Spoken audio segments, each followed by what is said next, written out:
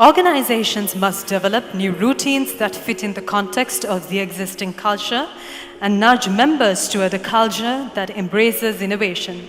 This brings me to our first panel discussion for today's evening, Building an Innovative Organization.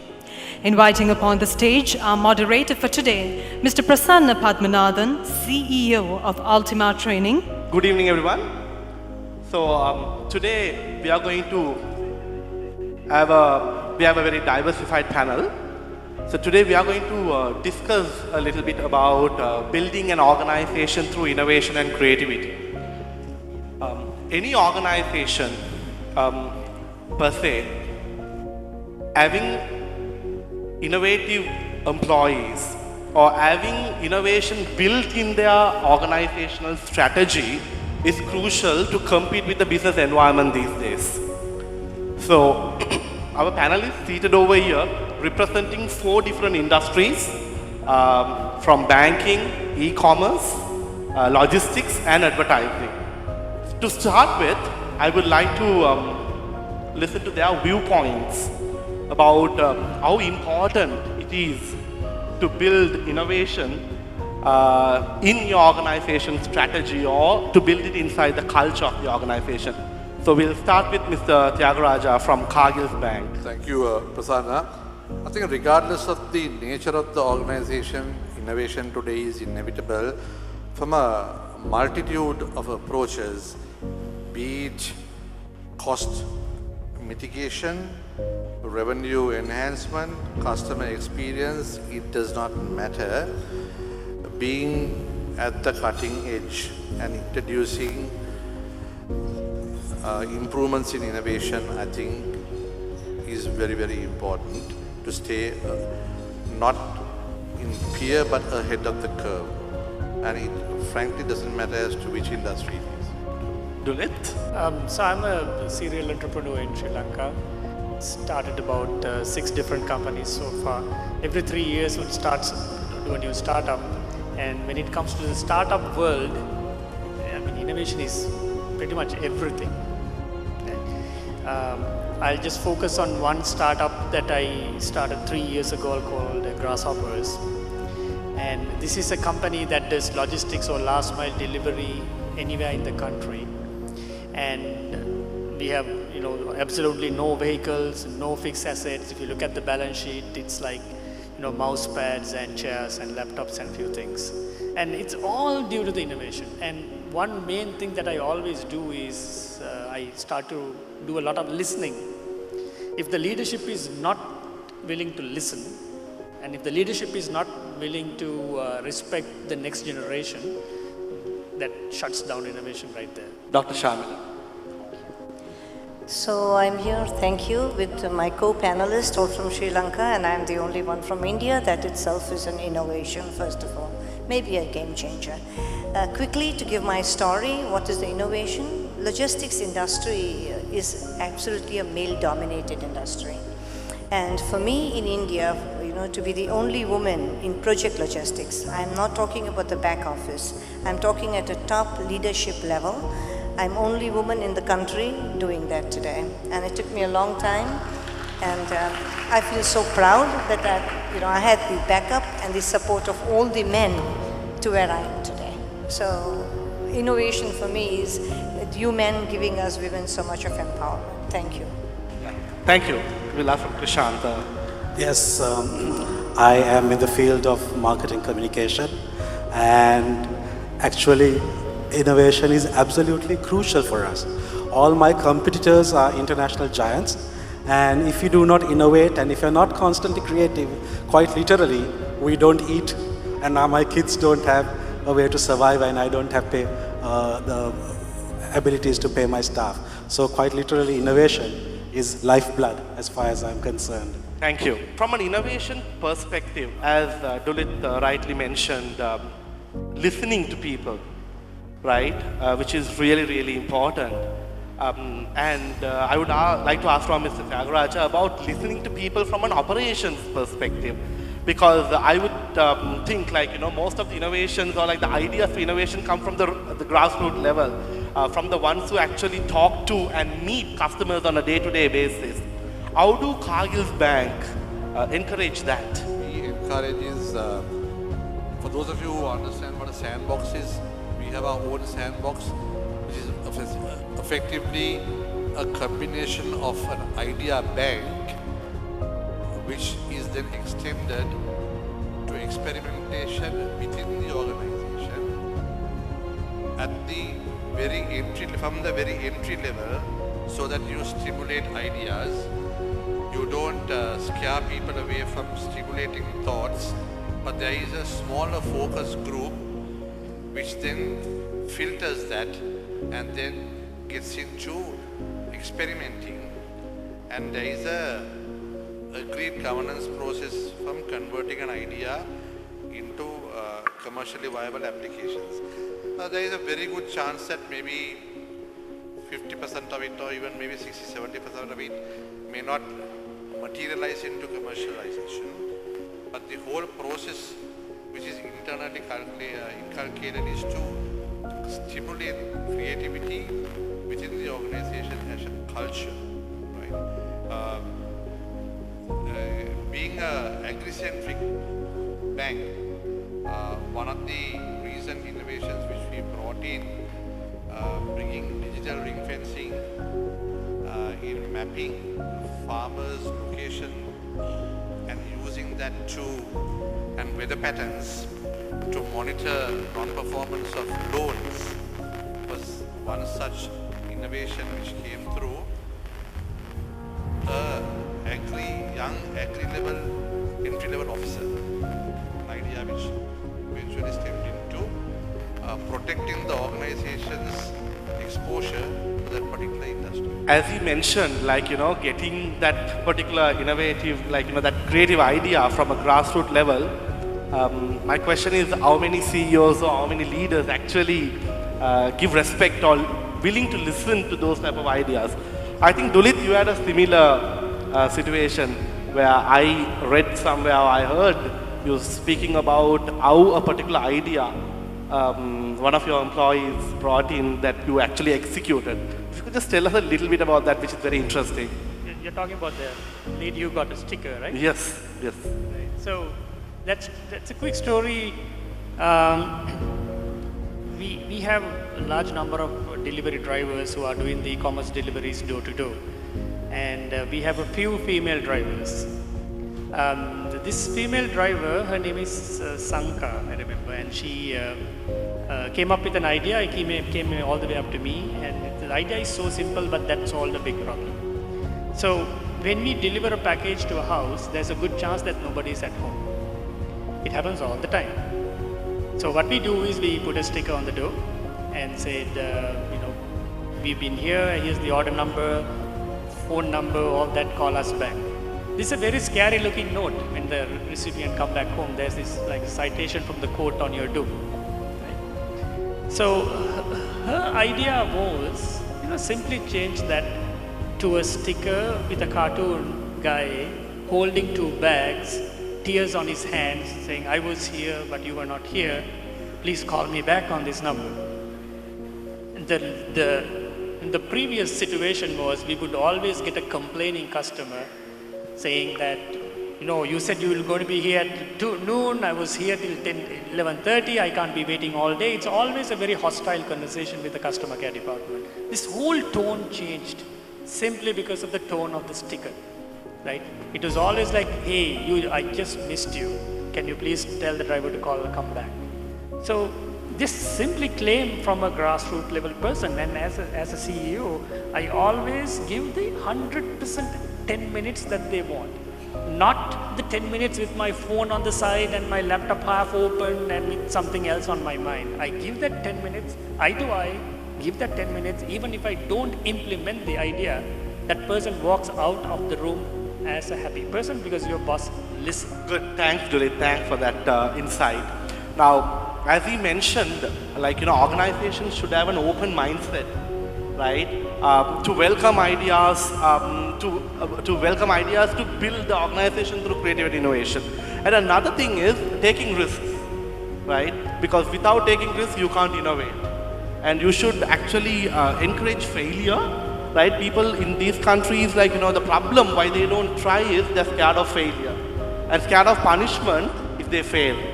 So we'll ask from Dr. Shamila, from her perspective, the fear of failure. How do you see that in terms of how it's a barrier for innovation, and how do you encourage for your audience, for your employees to innovate?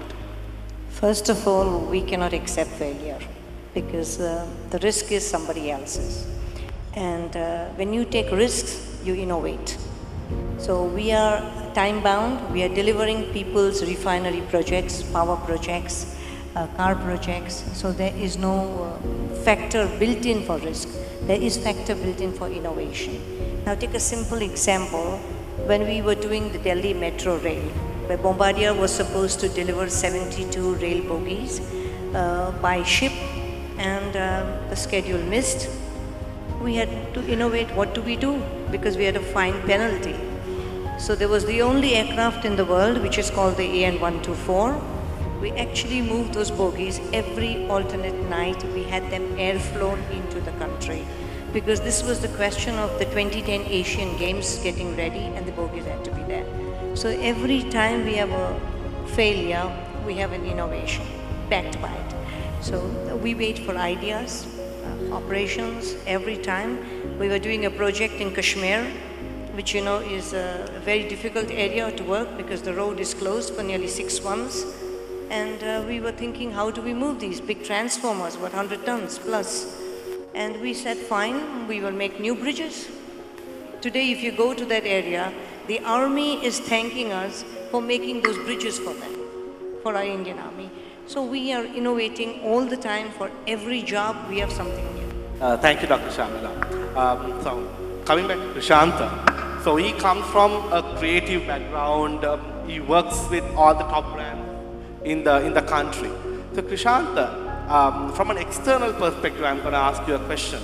Now, you have worked with so many organizations in Sri Lanka.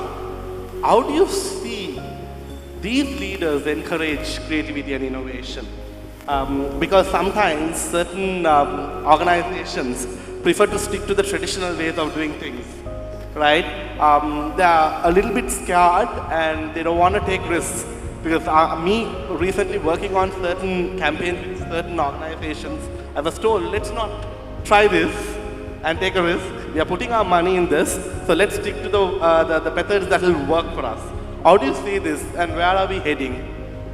Well, as far as I'm concerned, I see a lot of people who are risk averse. So what we try to do is actually tell them to take a small baby step, a small baby step, and they will see, wow, something which they took a risk on brings far better results than something conventional. And that's how we encourage them to take bigger and bigger steps. You mean to say the Sri Lankan organizations are encouraging innovation? Slowly but surely, yes. Okay, thank you. I'd like to move back to Dulit. Because he's an entrepreneur, someone actually who disrupted the traditional ways of doing things in Sri Lanka. But Dulit, I see something in the startup ecosystem from the innovation perspective, where someone who come up with something innovative, something new, and that particular success formula that everyone thinks would work well for them, right? And then they get into that and then they fail miserably. How do you see this? And what do you think the startups, the entrepreneurs should do in terms of the innovation part to build their organization? So counterfeiting is wrong, right? That's not what we're talking about. We're talking about really copying an idea and just replicating that same idea. First problem is there are a lot of people who has great ideas. They don't even start it, being worried somebody's going to copy it. That's a big problem. There are a lot of ideas under the hood. They just don't want to come out and even talk about it because you are losing right there. So I always tell entrepreneurs and fellow entrepreneurs, look, if you have an idea, don't worry about other guys copying it. Just start it, because just like when we were at school, if you're trying to copy from the guy next on your next table, if he turns to the side, you only know half of the answer. You don't know what to do next, right? So the whole formula he's not going to have. He's going to copy the start of it, but he's not going to be able to complete the story. But having said that, there's always, I see people copying an idea and improving it. Right? I mean, from the very chair that I'm sitting here, nobody built this. It improved step by step, and it's here today. So I feel it's fairly okay, and especially in developing countries like this, if you take Uber, there are 2-3 other companies doing the exact same thing. They localized it, and they made it a better fit, and at the end, the consumer wins. Yeah. So I think adding to that particular point, as you said, differentiating, right, where that come into play, where you take something, but the thing is you do it and deliver it in your own style, adding value is, I think, it's very important. So now I'd like to ask the floor for any questions that you all have from the panel. So it's open for Q&A. If there's anyone who has any questions on this particular topic, in terms of building an organization through creativity and innovation, you could raise now. I'm saying there's two things about it. The innovation is very important, and we have seen that a company like Nokia has just shut the doors. Company like Xiaomi and Huawei are there, but the main challenge is currently as you rightly said, that the innovation ideas, all these come from the ground level, and most of them goes unacknowledged most of the time. So how we can institutionalize is this particular process of getting the ideas, building a bank, or how we can encourage them further. How we can institutionalize this process particularly. How we can institutionalize this. You're very right. There are major global companies which have this platform for people. Take an example of our own soaps that come out from Procter & Gamble. They have a platform where you are supposed to give your innovative ideas. You can load it, you will get your recognition once the product is there. Same thing happens for GE.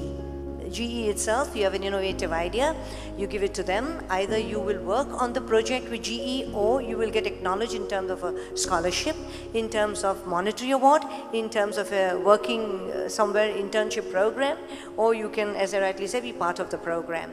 You go back to companies like Lego.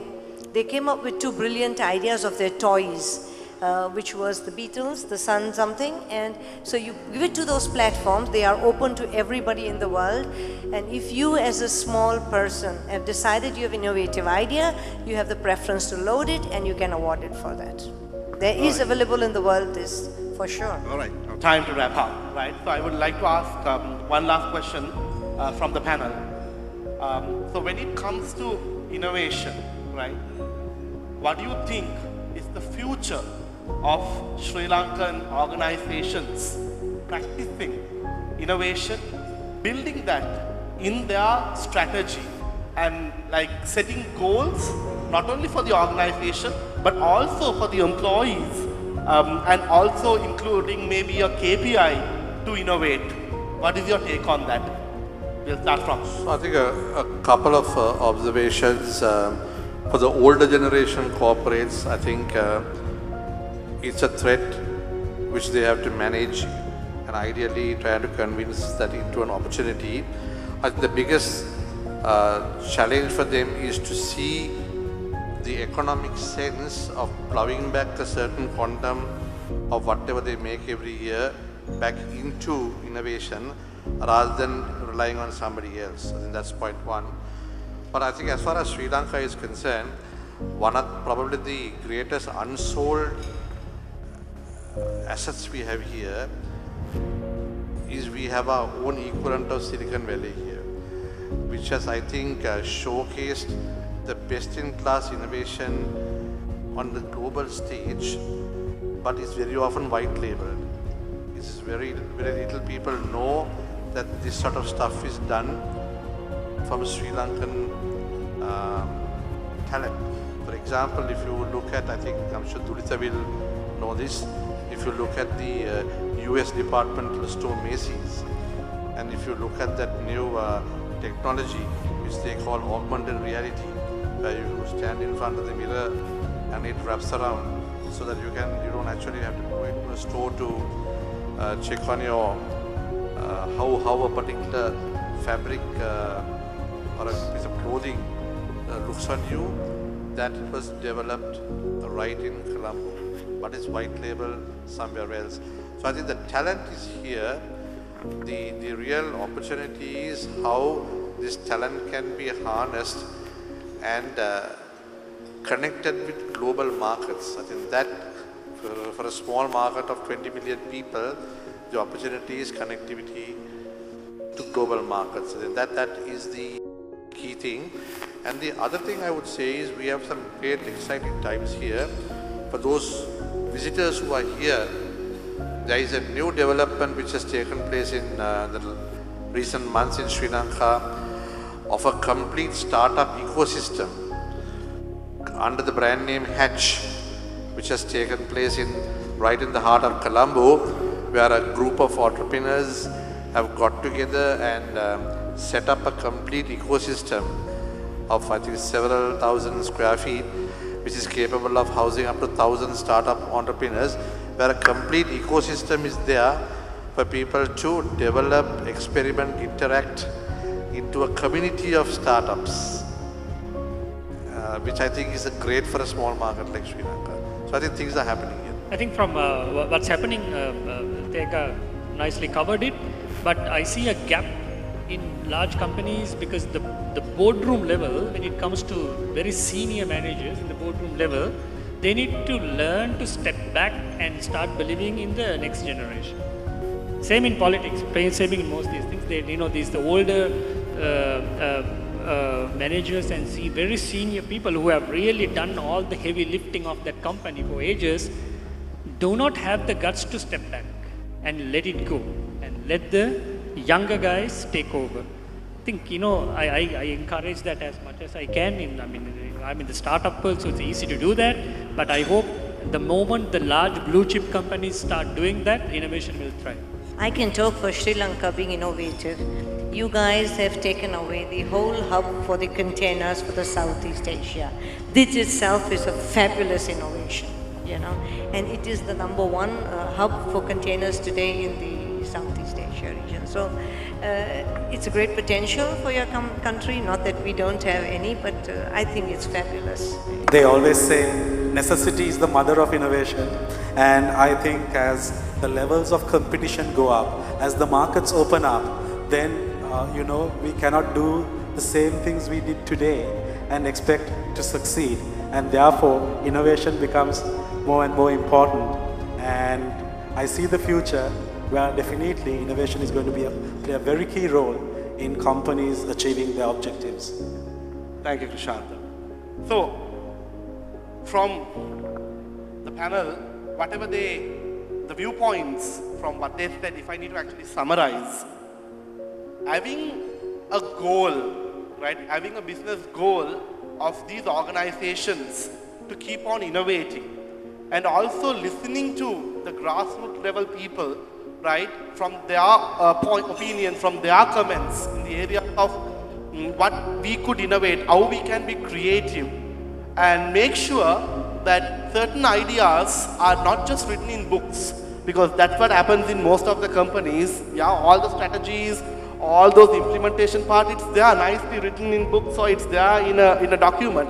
But taking that forward, baby steps at a time, is, I think, very important if an organization need to innovate and be creative to actually compete in the business arena. So I thank all of you for joining us today, and I hope it was a very useful session.